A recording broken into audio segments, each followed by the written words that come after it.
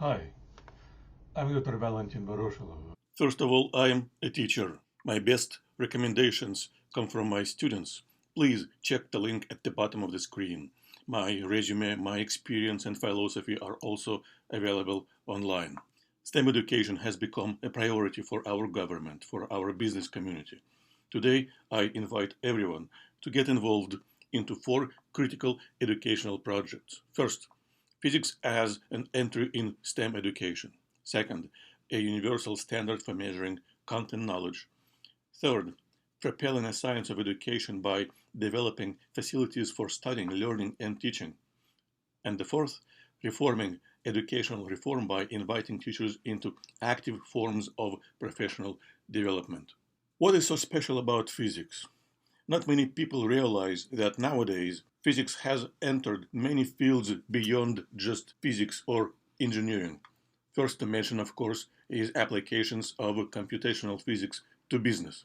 There are books, articles, conferences. Many people majoring or minoring in physics have become successful businessmen, and physics is changing many other human practices, biology, medicine, even sport. But the true importance of physics is not in the computational methods developed in it and ready to be deployed in other fields. The true importance of physics is in enhancing reasoning abilities of every single person taking physics course.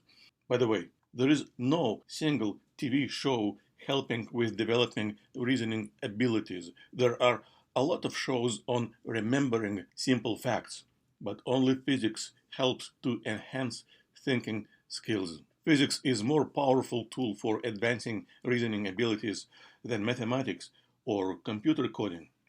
Learning physics means understanding how to bridge the abstract world of mathematics and the world of actual phenomena happening around us. Unfortunately, currently, less than a half of high school students taking physics classes. This means that 60% of current high school graduates are not ready for the demands of the contemporary job market. That is why I'm asking everyone to join forces and to petition all school districts and other government officials to develop a plan with the goal of having all middle and high school students taking physics course by the year of 2020. The goal of the next project is to develop a device which all physics teachers could use to compare very accurately what students have learned in a physics course. We all know this. Physics is a science. Teaching physics is not. At least if we use a procedural definition of a science. Personally, I don't like descriptive definitions like the one on the left. I like operational, prescriptive definitions like the one on the right. Every science is based on a solid foundation of the results of intensive data mining. For example, astronomy dropped astrology and became a science when Kepler finished his analysis of huge amount of data collected before him and wrote his famous laws. Educational data mining is a young field. It starts producing a large amount of data.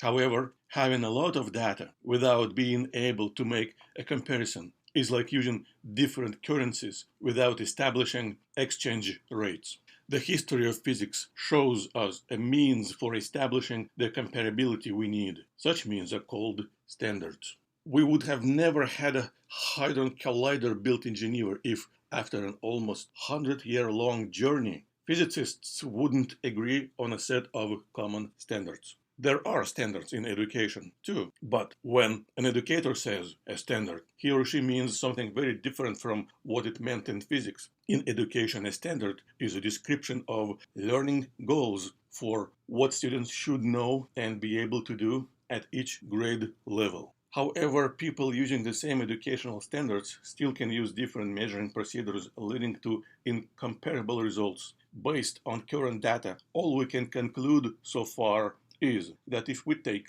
two large groups of similar students and one group of students will have a more extensive or diverse learning experience, for example, more contact hours or more time spent on certain exercises or training through more of different exercises, etc. Students from that group, on average, will demonstrate better learning outcomes than the students in a controlled group. period. This conclusion becomes almost obvious if we employ the notion that a brain is basically a muscle or a collection of muscles, the development of which strongly correlates with the variety and intensity of exercises the brain goes through.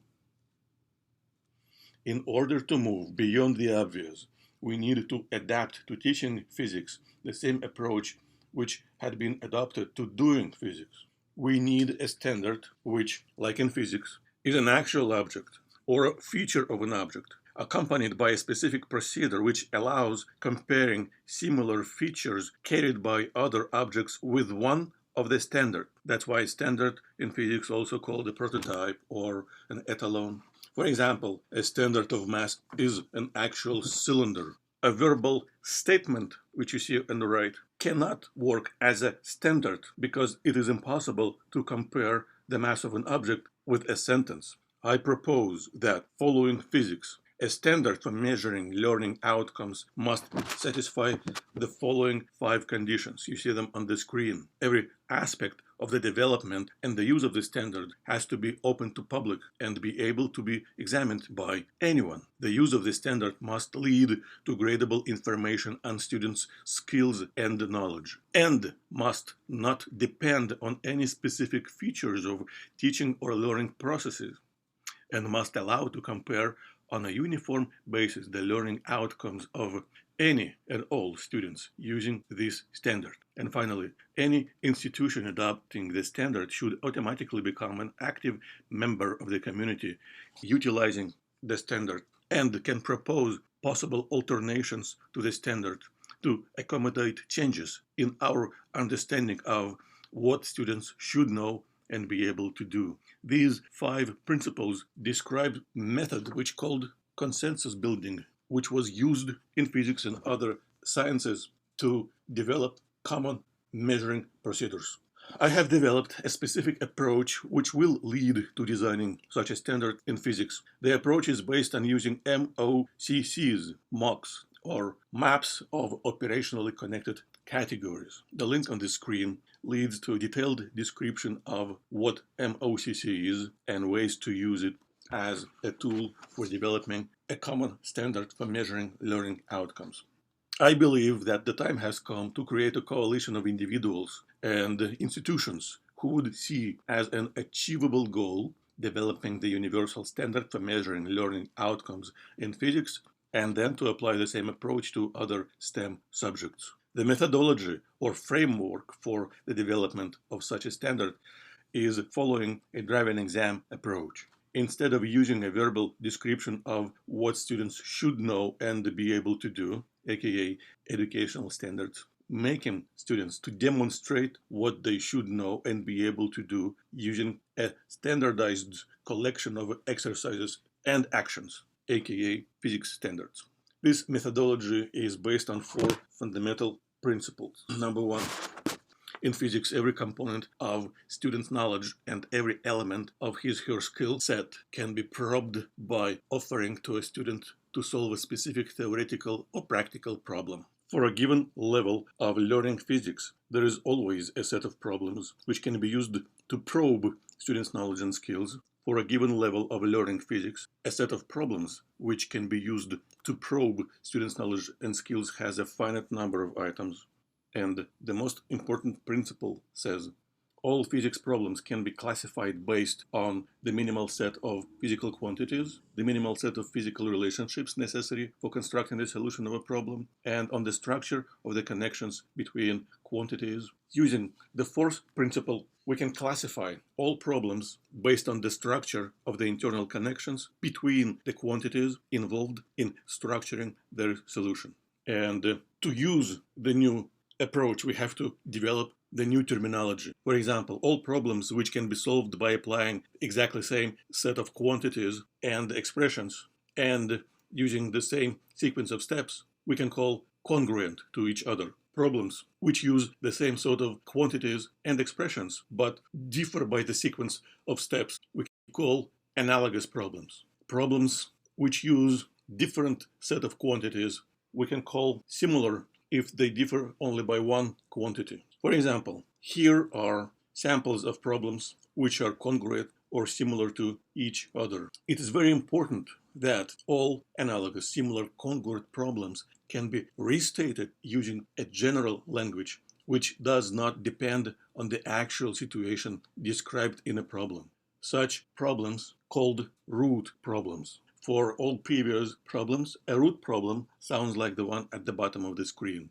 It's not a car, it's not a plane, it's an object which starts moving from rest, keeps constant acceleration, and we need to find time or distance traveled. To help us to classify all root problems, we can use MOCCs, we can use MOCs. A MOC represents a specific example of a knowledge mapping, but in order to be a MOC, a map must satisfy two conditions, which are on the screen. A complete set of root problems classified based on their marks and difficulty can be used for describing and probing learning outcomes of students learning physics. The first step toward the development of a universal physics content standard would be agreeing on the set of root problems classified accordingly to marks and difficulty. The third project is a continuation of the previous project. Today, there is no science of education. Scientific activities in education are in a pre-science stage. We have so far the alchemy of education. According to Dr. Kaufman and others, the research in the field is currently in a pre-science state. Most of the research conclusions can be summarized in a single statement. If we take two large groups of similar students and one group of students will have a more extensive or diverse learning experience, students from that group will demonstrate better learning outcomes. And we know this conclusion is almost obvious if we treat a brain as basically a collection of muscles. To propel a science of education to a true science, we don't need to reinvent a wheel. We just have to follow the strategy used in developing the science of physics. We all know that billions of dollars have been spent to build a research facility to study or, well, even to conquer the physical world. And billions of dollars also being spent for building a research facility to study biology, medicine. We have hundreds of research hospitals. However, we have zero research schools using the same terminology. And there is zero investment into building research facilities designated specifically to studying, learning, and teaching processes. Government, the NSF, charitable and philanthropic organizations do finance various projects in the field, but the majority of projects aim at solving mostly social issues like insufficient teacher preparation, adoption of new standards, bringing technologies in a classroom, and others. To make a transition from a pre-science state, like alchemy, to becoming a true science, like chemistry or physics, we have to start treating education as a basically space exploration. The field of education needs research facilities designated specifically to studying, learning, and teaching processes. We have to start from two questions: what to study and how to structure that facility. I've been teaching math and physics for many years, and I know that everyone can get an A, but different people need a different path and a different time to achieve that. However, teaching today is like telling every marathon runner, you have 2 hours to run. Whoever runs the fastest wins. Many words are said about differentiation in learning. Those words, however, are just proclamations, not really based yet on any solid data. Nowadays, we know only in general how people learn. But we have no idea how much time would Ben Smith need to spend to learn breaking numbers apart by addition. Yes, different people have different learning styles. We know that. But how much time would it take to a child of a specific gender, race, economic background, attention span, temperament, and other individual characteristics to master a given skill of a given subject? That we don't know. For every child, there is a finite number of individual characteristics describing his or her learning behavioral and social styles. There is a finite number of subjects to learn in school, and within each subject there is a finite volume of knowledge to learn and a finite number of skills to master. It should take a finite amount of time to study all relevant correlations. We need to study those elementary learning acts. which different children need to enact to learn a given skill. The research facility for conducting such a study must be developed around a specifically designed school or a network of schools. Each school will be the nucleus of a facility where all students and the professionals work together with the whole world watching 24/7.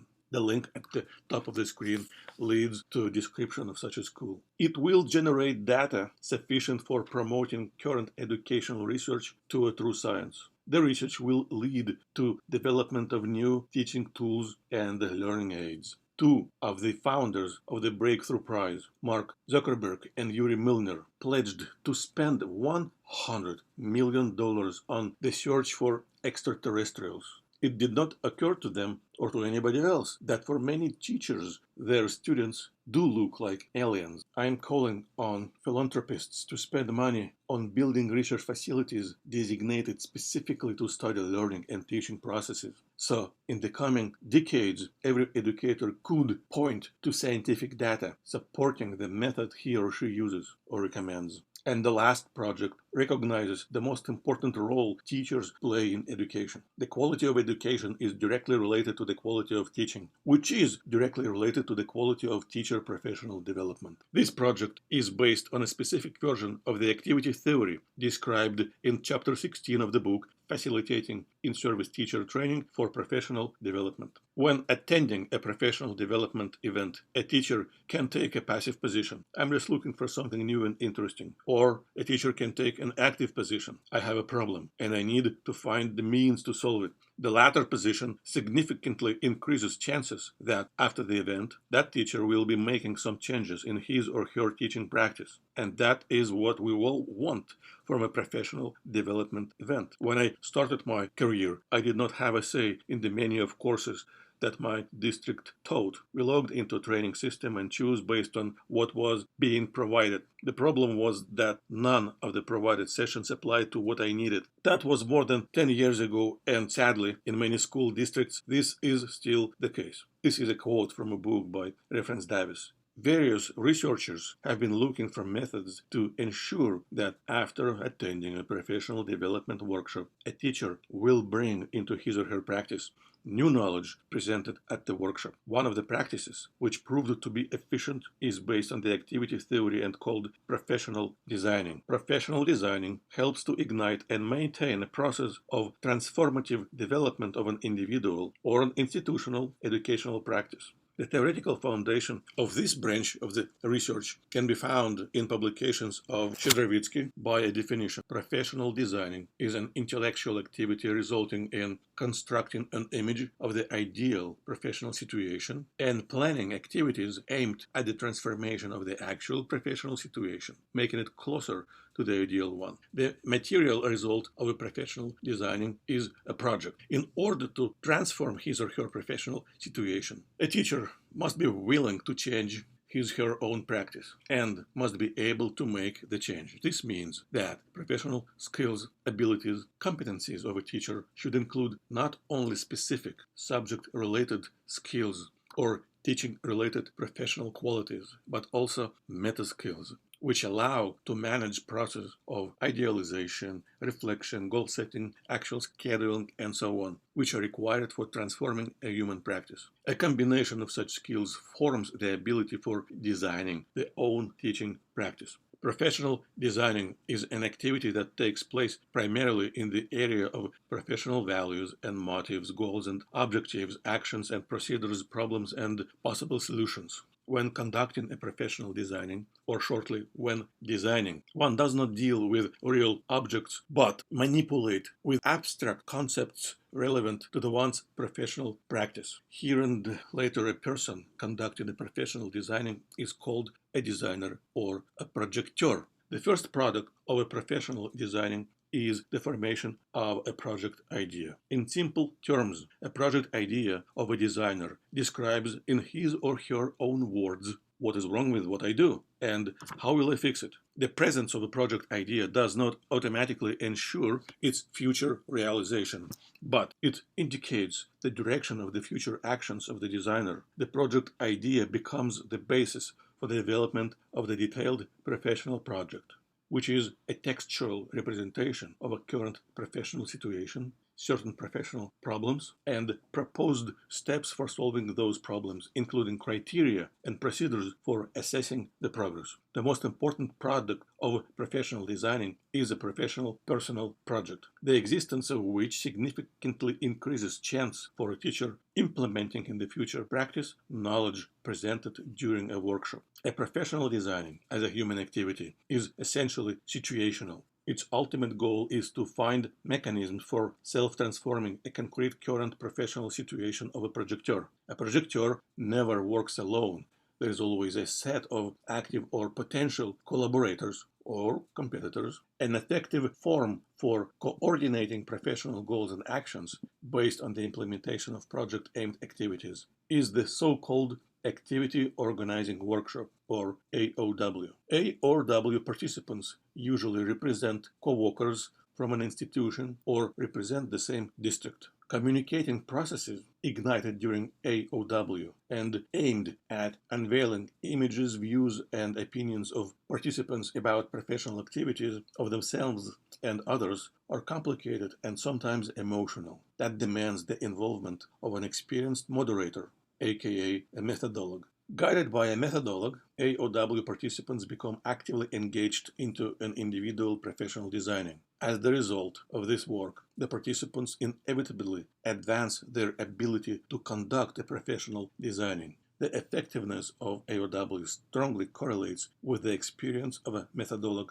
moderating the event. It is very important for the success of the whole event that participants would be willing to openly discuss their teaching experiences. This conversation usually leads to an eventual realization of the existence of some gaps between the results and the structure of actual teaching practice and the declared teaching goals and methods. When the existence of this gap is clearly presented to a participant, the so-called problematic situation has been reached. Problematization has been done. All precedents of AOW demonstrate that when teachers are immersed into a professional designing, it positively affects their teaching practice in general and an ability to self-improve their teaching practice in particular. The conclusions on the effectiveness of the project-oriented methods of organizing teacher professional growth were made on the basis of individual interviews, surveys, and reflective feedback from teachers and observations of teachers' activities during events while teaching students before and after the events. The 4 projects described in this presentation aim at transforming the way education is currently being reformed. We have to reform the educational reform. And the first thing we need to do is to change our perception of education as an art or as a sport. Effective teaching is based on a deep understanding of learning processes and constant professional growth of our teachers. Thank you.